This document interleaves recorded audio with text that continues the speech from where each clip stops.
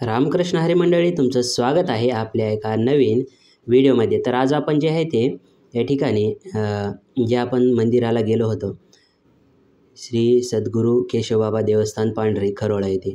तर या ठिकाणी जे आहे ते विठ्ठलबाबाच्या पुण्यतिथीनिमित्त गुलालाचा कार्यक्रम राहते। तर त्याचे जे आहे ते तब्बल 4-4.5 हजार माणसाच्यासाठी जे आहे ते आलूची भाजी तयार करण्यात आली होती। तर त्यामध्ये बघू शकता, सुरुवातीला आपण जे आहे ते तेल, जिरे, उंचा शहाजिरा, खसखस आणि या ठिकाणी जे आहे ते कढीपत्ता टाकून सुरुवात केलेली आहे। तर बघू शकता या ठिकाणी व्हिडिओमध्ये जे कोणी तुम्हाला या ठिकाणी दिसत आहे तर ते सगळे आचार्य आहेत। जर तुम्हाला स्वयंपाकासाठी पाहिजे असेल तर कॉमेंट बॉक्समध्ये एक कॉमेंट नक्की करा। तर बघू शकता, आणि या ठिकाणी महत्त्वाचं म्हणजे या मंदिराच्या ठिकाणी जे आहे ते मसाला अजिबात भाजीमध्ये वापरत नाही, तरीसुद्धा इतकी चविष्ट भाजी या ठिकाणी होते की त्याची सांगताच सोय नाही।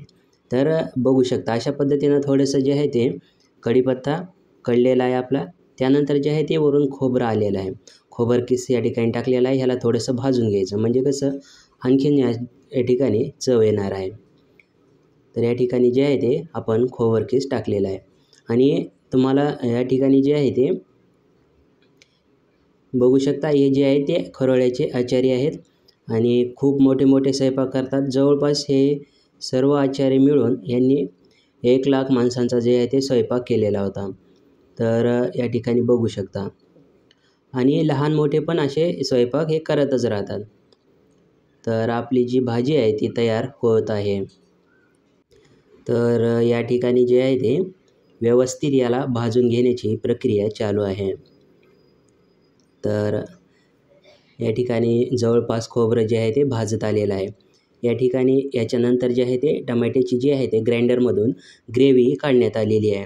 तर ग्रेव्हीसुद्धा आपण टाकलेली आहे। या ठिकाणी ग्रेव्ही पण मिक्स करून घ्यायची।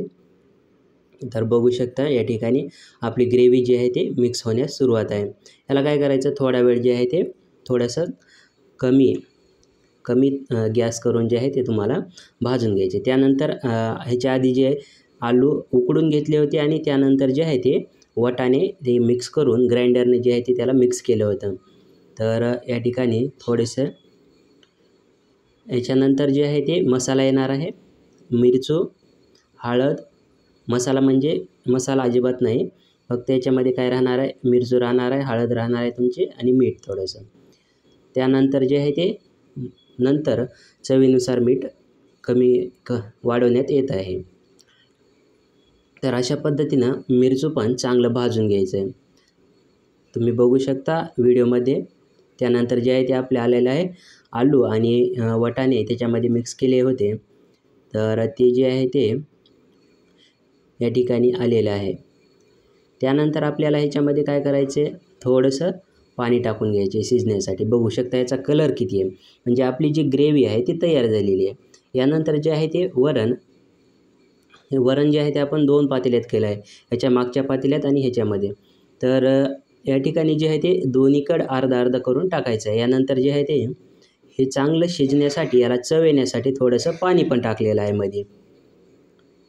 तर पाणी टाकल्यामुळं काय होतं की ह्याला अजून चव जास्त येते। आणि तर मित्रांनो, आपलं जे आहे ते ग्रेव्ही तयार झालेली आहे, आणि यानंतर जे आहे ते आपण पाणी टाकून आणि जे आलू उकडलेले आहेत तर ते दोन्हीकडे समान टाकून जे आहे ते आपण तयार करणार आहोत। तर आजचा हा व्हिडिओ तुम्हाला कसा वाटला एकदा कॉमेंट बॉक्समध्ये नक्की सांगा। तर चला तर मग भेटूया पुन्हा एकदा एका नवीन व्हिडिओमध्ये। तोपर्यंत जय हिंद, जय महाराष्ट्र।